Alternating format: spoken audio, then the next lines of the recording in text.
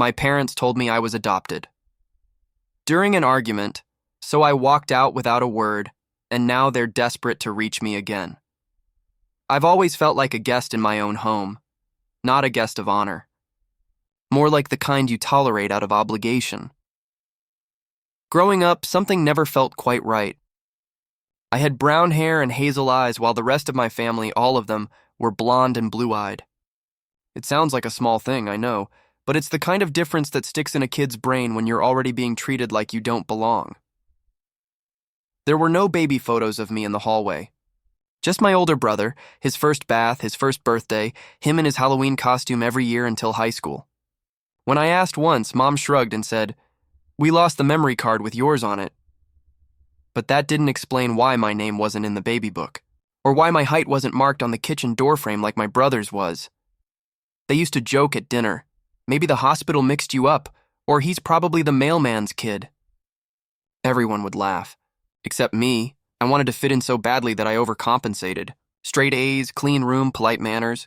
I'd do the chores before being asked, just to hear a thank you. My brother would forget to take the trash out, and Mom would say, "He's just tired." I'd miss a single dish, and suddenly I was lazy and selfish. It's not that they were outright cruel.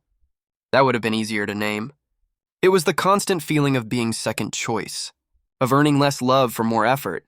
I used to think maybe I was just imagining it, that maybe I was too sensitive, too dramatic. But even now, I remember how my brother once whispered to me during a fight, "Why are you even trying? You're not really one of us." And deep down, I think I believed him. My older brother Ryan was the golden child. There's no other way to put it. He could have burned the house down and still walked away with a pat on the back. Meanwhile, I once got grounded for 3 weeks because I forgot to unplug the toaster. I wish I was exaggerating. He got a brand new Honda for his 16th birthday, complete with a bow on top, just like in the commercials. I got a used mountain bike for mine. No card, no cake. Just Dad tossing me the helmet and saying, "Don't crash." It wasn't just the gifts. It was the way they looked at him. Proud, warm, like everything he did was a miracle. When he played the piano at school recitals, Mom would record every second and cry. I got perfect scores on my math finals and got a good job in passing. No eye contact, no hug. "Don't be jealous," Mom would snap if I ever questioned it. Ryan's just more outgoing. No, Ryan was loved. I was tolerated. I started avoiding family dinners. I'd eat in my room and pretend I had extra homework. At least there, I didn't have to watch them hang on his every word like he was some prophet. Sometimes I'd sit in the dark and wonder if they'd even notice if I disappeared. Then one night, my chemistry teacher called the house and told my parents I'd scored top of the state. I waited for them to say something. Anything. Instead, Mom looked up from her magazine and said, "Did Ryan eat the last slice of cake?" I was saving that. That was the moment I knew. I was a ghost in my own family, and ghosts don't get birthday cakes. Or answers to the questions that haunt them. I was 19 when everything cracked wide open. It was a normal Tuesday night, if there even is such a thing in that house. I came home from my part-time shift at the bookstore, exhausted, starving. The sink was piled high with dishes I didn't use. Ryan had friends over, laughing loudly in the basement. Mom was sitting on the couch scrolling her phone, and Dad was yelling about the thermostat again. I walked into the kitchen, dropped my bag and said quietly, "Could someone else maybe handle the dishes tonight?" "I've been working all day," Mom snapped her head up. "Don't you talk to me like that. You live under this roof, you help out." I blinked. "I do help out, just not tonight." And just like that, the whole house erupted. Dad came in shouting about respect. Ryan wandered upstairs grinning like this was a show. Mom started going off about how I had an attitude problem, how I was ungrateful, how I've always been different. I remember saying, "I'm not asking for anything. I'm asking to not be treated like a servant." Then came the sentence that still rings in my ears like a car crash. "You're not even our real son, so stop acting like we owe you anything." Everything stopped. Ryan stopped chewing his gum. My dad froze. And my mom just stood there, arms crossed, like the truth had been begging to come out. No one said, "That's not true." No one ran after me. No one explained. I don't know how long I stood there. I just remember feeling like the floor dropped out from under me. I turned around, picked up my bag, and walked out the front door. I didn't say a word. Because for once, I had nothing left to say. The air hit me like a slap when I stepped outside.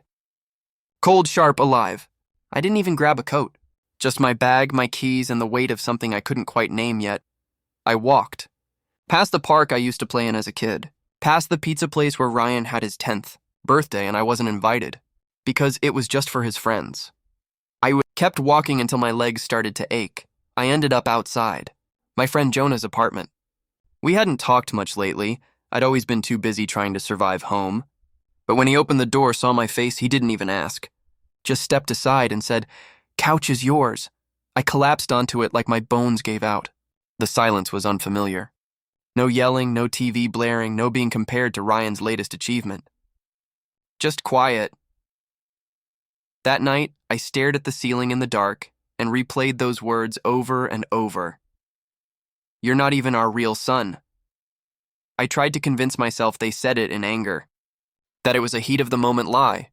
But the way she said it, calm, almost smug, told me it wasn't. They didn't call. Not that night. Not the next morning. Not even a text asking if I was okay. And that silence said more than any apology ever could. I think deep down, they thought I'd come crawling back, that I'd feel ashamed, that I'd need them, but what they didn't realize was, that sentence didn't break me. It finally explained why I'd been broken all along. The morning after, I woke up on Jonah's couch with my throat dry and my heart hollow. It didn't feel like waking up from a bad dream. It felt like coming out of anesthesia and realizing something important had been cut out of me while I was asleep. Jonah handed me a cup of coffee and said, "You don't have to tell me anything. But just so you know, I've got space if you need it." I nodded, but inside I was unraveling. Had they really meant it? Was I adopted? Or were they just trying to hurt me? I spent the day in a fog, scrolling through my phone, staring at old family pictures, what few I had. None of me as a baby. None of me in the hospital. Most of them were group shots, and even in those, I was always standing just a little off to the side. Just outside the warmth, I started searching online, how to check if you were adopted. I found a thread about getting your original birth certificate. It said that in some states, you could request non-identifying info from the adoption agency. I had no idea what state I was even born in. I thought about asking them, texting my mom. But what would I even say? "Hi, just wondering, am I the family secret you never meant to keep?" Instead, I opened a blank note on my phone and started writing everything I remembered, every offhand comment, every weird look, every unanswered question from childhood. I needed to know if this was a missing piece, or a lie that had defined my entire life. Either way, I had to find out, because silence was starting to feel a lot like consent to be erased. The more I wrote, the more everything started to make sense, and not in a comforting way. I remembered how, as a kid, I used to get ear infections constantly. Every time I cried from the pain, Mom would tell me to man up or accuse me of faking it for attention. But when Ryan scraped his knee, she called in sick from work and rushed him to urgent care. I remembered the time I had a solo in the school play, my first real moment to shine. They showed up halfway through and left before the end. Later that night, Dad said, "We made it, didn't we?" As if showing up late and leaving early still counted as support. Even Christmas felt different for me. Ryan would get everything on his list. I'd get socks and a book about trying harder in school, even when my GPA was higher than his. I used to think I just wasn't lovable, that something in me made people pull away. But now I saw it clearly. I wasn't broken. I was unwanted. Or worse, used. They needed a second child when they couldn't have one. Then Ryan came along, their child, and I became a leftover. I was the understudy that never got to take the stage. The more I journaled, the more a rage built inside me. Not the loud kind. The quiet, cold kind. The kind that simmers just beneath your skin. And the worst part? They never even tried to hide it. They treated me like a guest for so long, I started to act like one. Polite, careful. Always afraid to overstay my welcome in a place that was supposed to be mine, too. That night, I looked at myself in the mirror and whispered, "They never loved you. They just kept you." And that truth hit harder than any slap ever. It was almost 2 weeks before I heard anything from them. The silence had started to feel like an answer in itself, like they'd said what they said and figured I'd either get over it or disappear for good. Then one morning I woke up to a text from Mom. We didn't mean it like that. Please come home. Let's talk, no apology. Just a vague blanket of words that felt like someone trying to clean up a spill without ever admitting they made one. I didn't reply. Later that day, an email came from Dad. A full paragraph, stiff and emotionless. Your mother is very upset. This has gone too far. You're still part of this family, but you need to stop being dramatic. Let's move past this. Still no accountability. Just a demand that I move on so they could feel better. Then Ryan sent a meme. A meme. It was some dumb cartoon about family drama, like I was supposed to laugh and forget everything. Like the entire foundation of my life hadn't just been shaken into dust. I blocked them all. The truth is, I was hoping, deep down, that they'd beg. That they'd show up. That they'd cry and apologize and admit it. Not because I needed the drama, but because I needed to feel like I mattered to them. Even if it was just a little. But instead, they wanted to skip the part where they took responsibility. They wanted to hit reset on something they shattered, and I wasn't going to help them pretend the cracks weren't there. Because once someone shows you who they really are, you stop hoping they'll become who you needed them to be. I sat on Jonah's couch one night with my laptop open, staring at the screen like it might give me permission to move forward. I typed in, "How to find your biological parents after adoption." Hundreds of articles, forums, services, all with the same undertone. Be prepared. You may not like what you find. I clicked a link to an adoption record search website. It asked for my full name, birth date, and the city I was born in, except I wasn't even sure about the city. I opened the only birth certificate I had, a scanned copy my parents emailed me for college years ago. It looked official, but something felt off. There were no hospital stamps. The signatures looked generic. It listed my birth state, though, Oregon, so I dug deeper. Oregon was a state where, under certain conditions, you could request non-identifying information from closed adoptions. I filled out the form, paid the small fee, and hit submit. Weeks passed. I almost forgot I sent it. Then one afternoon, I got a letter in the mail. A real physical letter, with careful handwriting and my name spelled out like it meant something. Dear Matthew, I believe I might be your birth mother. I've been hoping for this day for 26 years. Please, if you're open to it, contact me! Rachel. I sat on the floor, holding that letter like it was made of glass. My throat closed up. My hands shook, all those years of feeling unwanted. And this woman was out there hoping I'd show up? A stranger gave me what my family never could. Hope. But hope is a terrifying thing when you've spent your life being discarded. Still, I knew what I had to do next. I picked up my phone and started typing her number. We agreed to meet at a quiet little cafe near her town, neutral ground halfway between us. I got there early, hands sweating, heart pounding.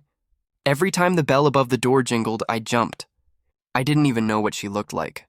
I'd imagined so many versions of her, young and scared, older and cold, maternal and warm. I had no idea which one would walk in. Then the door opened, and a woman stepped in with a red scarf, the same hazel eyes I see in the mirror, and this nervous half-smile like she was afraid I'd bolt. She whispered, "Matthew?" I nodded, we sat. The first minute was awkward, sips of coffee and silent stares, but then she pulled out an old photo.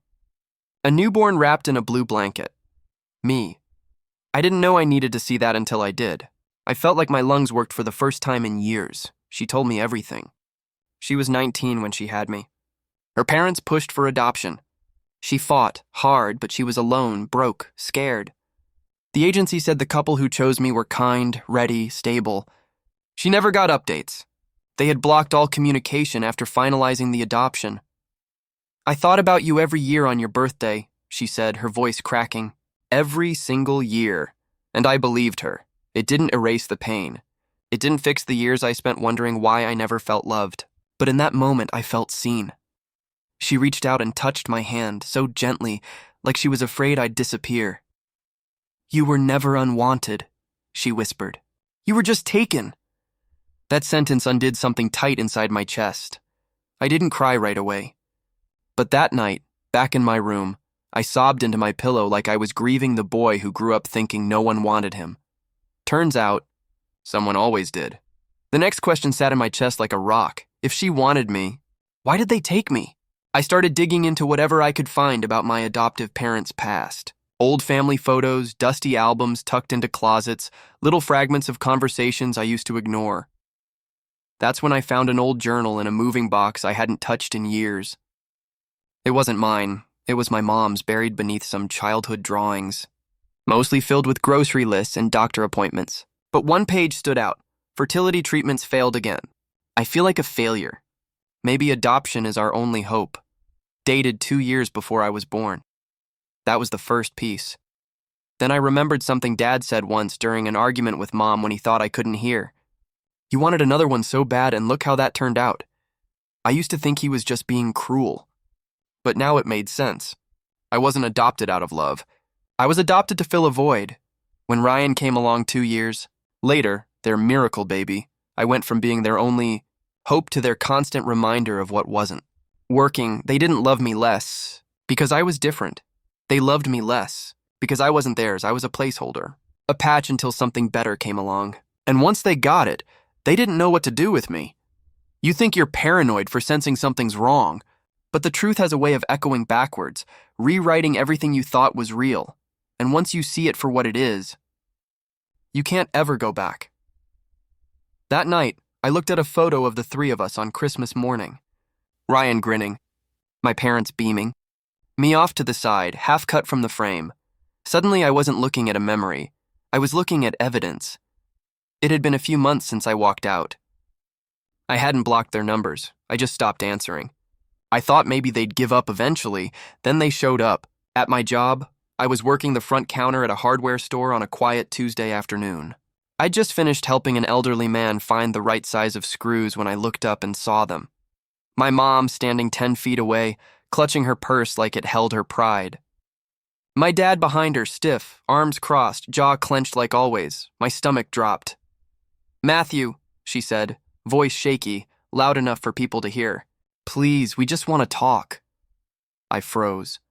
My manager looked at me from behind the counter, eyebrows raised. I nodded toward the break room, signaling I needed 5. Outside, the air felt electric. My heart pounded in my ears. "We were worried about you," Mom said. "You can't just disappear like this." "You told me I wasn't your son," I replied, barely recognizing the calm in my voice. Her eyes filled with tears. "I didn't mean it like that, but you said it. And you meant it." Dad spoke for the first time. "We raised you. We gave you a home." "No," I said. "You gave me a roof. You never gave me love. You gave me conditions. You gave me comparisons. You gave me shame." They stood in silence. I took a deep breath. "I don't hate you. I just don't trust you.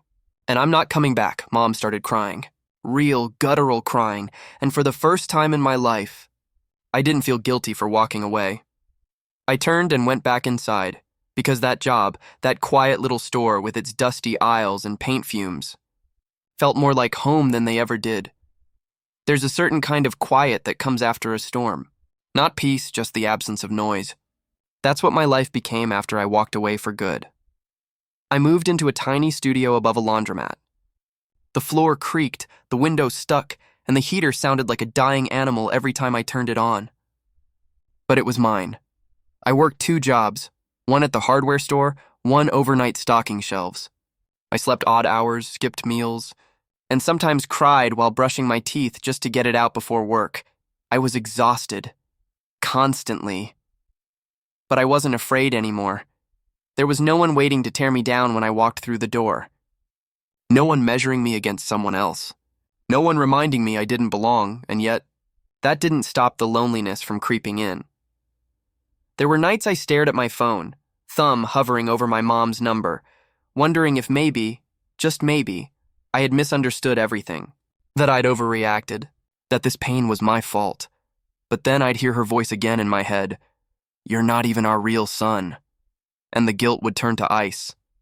This was my rock bottom. Not dramatic, not cinematic, just quiet desperation in a rented room with peeling paint and no one to call. But here's the thing about rock bottom. Once you hit it, there's only one direction left to go.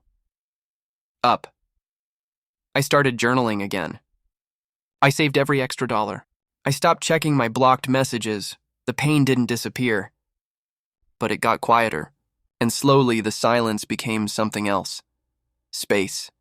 Space to rebuild. Space to be, because I'd rather be alone in a cold apartment than surrounded by people who made me feel like a stranger in my own skin. Rachel, my birth mom, never pushed. After our first meeting, she sent the occasional text, "Thinking of you," or "Hope you're doing okay." No pressure, just presence. One Sunday, she invited me over for dinner. I almost said no. I'd spent so long building walls, the idea of being invited into a home felt foreign. But something in me was tired of silence.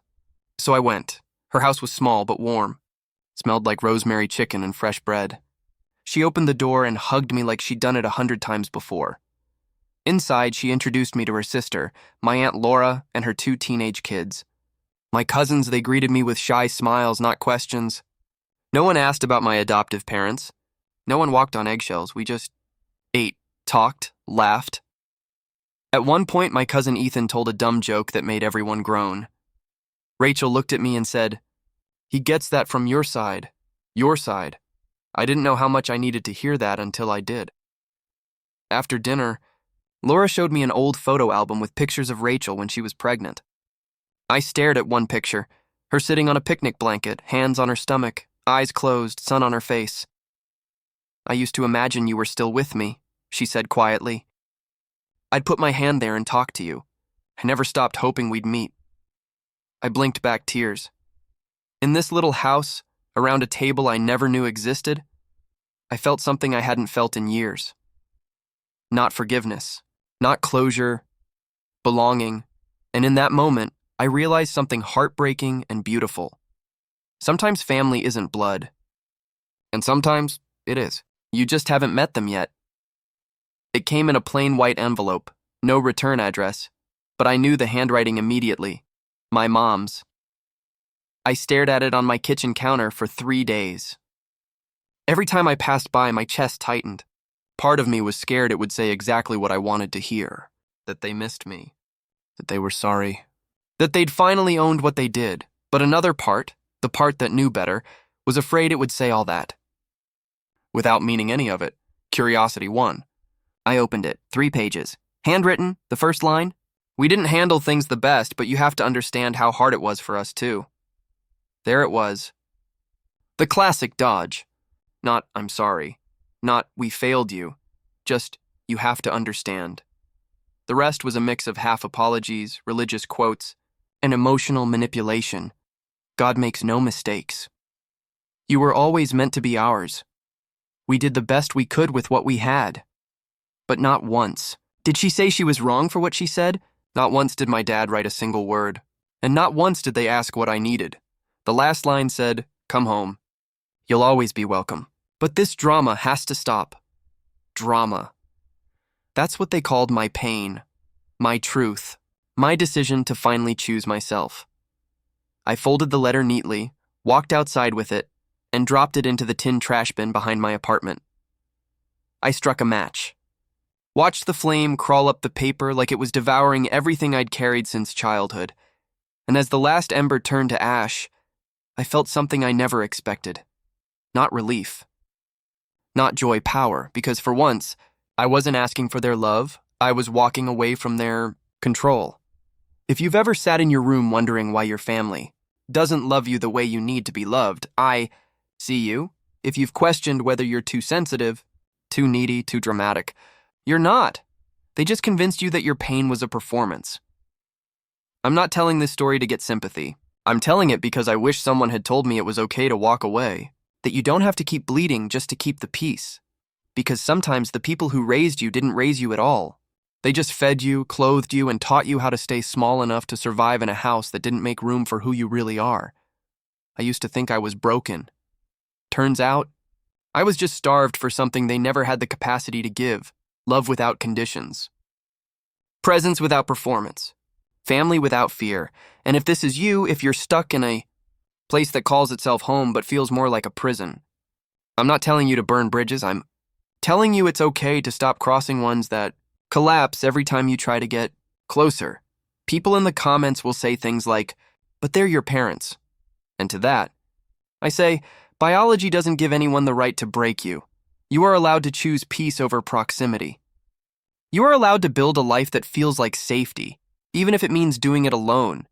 And no, it doesn't make you heartless. It makes you finally free. So if you needed a sign, this is it. You're not broken. You're becoming. I live in a small apartment now. Nothing fancy. 1 bedroom, cracked walls, plants on the windowsill that I bought with my own money. Every single thing in here. I chose it. The rug, the secondhand books, the chipped mug that somehow became my favorite. This is the first space I've ever had where I don't feel like I'm being watched, judged, or measured against someone I'll never be. I'm not rich. I'm not healed all the way. Some nights I still wake up from dreams of being 12 years old, begging for a hug that never came. But I'm not that kid anymore. I'm a man who walked away from the people who told him love had limits. Who stood in the wreckage and chose to build anyway. Who found a mother in someone who had been waiting 26 years just to say, "You matter." Rachel's in my life now. Carefully. Slowly. We go on walks. We text. We share silence without fear. She never oversteps. Never guilt trips. Never demands more than I can give, and that somehow has helped me give more. We took a photo together the other day. Me, her, and my Aunt Laura. I framed it. It's the first family photo I've ever hung up. Sometimes I think about that letter, the one I burned, about how my old family tried to bring me back without changing a single thing about themselves. They didn't lose a son. They lost the version of me they controlled. They lost the mask they forced me to wear, and I found something better than their approval. I found me. So if you're sitting in the ashes of your past, wondering if you'll ever feel whole again, listen to me, you can. Because peace doesn't come from who you're born to. It comes from who you choose to become.